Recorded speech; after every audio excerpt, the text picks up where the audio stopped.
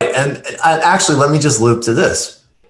Trump administration scales back mandate that health insurers cover COVID tests. TPM.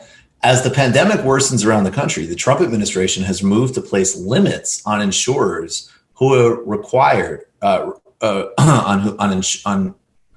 limits on who insurers are required to cover in COVID-19 tests. The Trump administration made the move in a little-noted guidance sheet released June 23rd by the Centers for Medicare and Medicaid Services. CMS said the insurers no longer have to cover COVID-19 testing when employers mandate a test before employees can return to work or when someone is tested as part of public health surveillance program. And I just want to say, notice how, yes, McEnany has echoed what Trump has been saying very transparently. I mean, he's been saying, like, look, I'm not too into having a lot of tests because it increases the numbers. She said the same thing as part of some nonsense spin about how we have a great test program in place, and that's why the numbers are going up, and so that's a reflection of our competence. Obviously, that's ludicrous.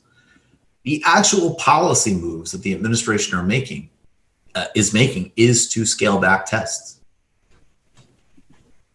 Like, not only is he not joking, that's the policy move. I mean, I remember at the beginning when tests were so slow, it was one of the first problems. And, you know, everyone thought like maybe there was some petty corruption, personal corruption angle to it. But it was because what you don't know can't hurt you. That's how... Like they're avoiding that, right? Like that's why they want to avoid knowing. I mean, it's climate denial, but just made on a more acute time span, basically, and it's happening in front of your eyes. But I don't think there's no like new mendacity here by the Republicans. It's nothing they haven't been doing about things like climate change or, I mean, racism or whatever you want to call it. But now it's just like the effects of the deaths stack up to the point where you see them in, you know, refrigerated trucks. Yeah, and let's not limit it to, you know, just the Republicans as well. The insurance and healthcare industries are absolutely going to just make you pay every cent of every visit you take to the hospital in case of like COVID or something like that. People are already getting billed for like chest x-rays and, you know, billed for tests that are COVID tests that they're, you know, itemizing as something that isn't a COVID test. This is happening anecdotally all across, you know, my and Gilead raised prices. I'm sure that that was covered on this show. I mean, Gilead, the Gilead prices. Gilead, yeah. Mm-hmm. So I mean, of course,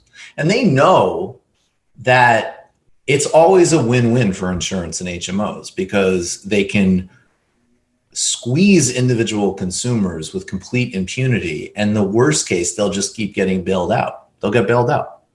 Like if there is actually a critical mass of people who can't pay them back or, you know, I mean, that's fine. They'll just put tens of millions of people in collection and garnish their wages if there is any, or maybe garnish their stimulus checks if there is another round. We already know that happened with the last round, not necessarily with insurance, but other financial services.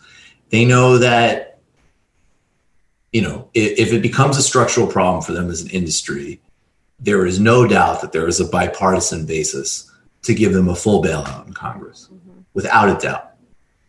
So it's all upside for the health insurance industry. I mean, it's just the idea that you would have any question about why you need single payer. I just can't even compute how delusional that is, unless you are literally a CEO of a Cigna or something. Like it's insane. Yeah. And it's it's dangerous and it's entirely parasitic. Mm-hmm. Yeah. What's going on in the electoral sphere right now is operating at so many layers removed from normal people's lives that it's insane. And like, definitely. I hope that people don't give up. Like, no matter who's president, this is going to be a huge fight, and we should be protesting outside the houses of big pharma execs. We should be, you know, doing direct actions in Washington at the same time that we're still taking action around all of these other crises because they're all connected.